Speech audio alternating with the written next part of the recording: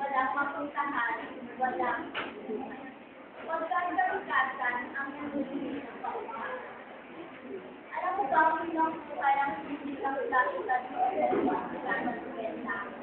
Marami, magkakaroon ay ilang bakit na ba ang kakulan ng parang pinalagyan sa psychology.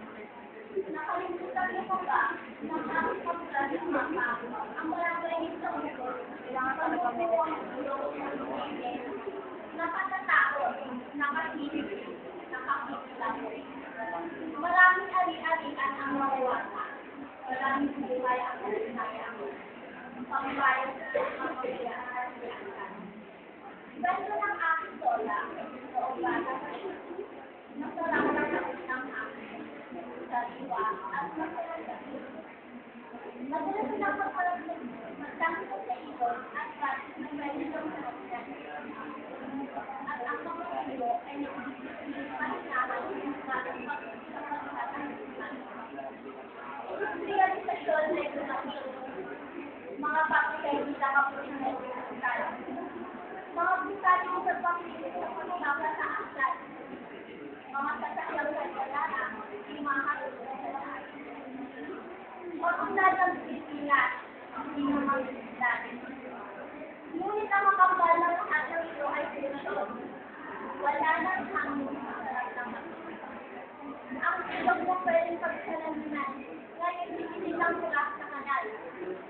At ang mga puno ay sinisilang nilmad, wala na. Wala na. Wala ka nang masjid. Bakit nagdala nito?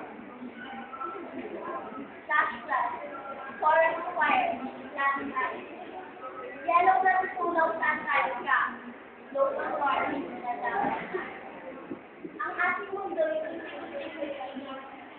Kaya sa klima ay papatid. Minsan, sobrang init. Minsan naman, sobrang lamig. Bakit nagkaganito?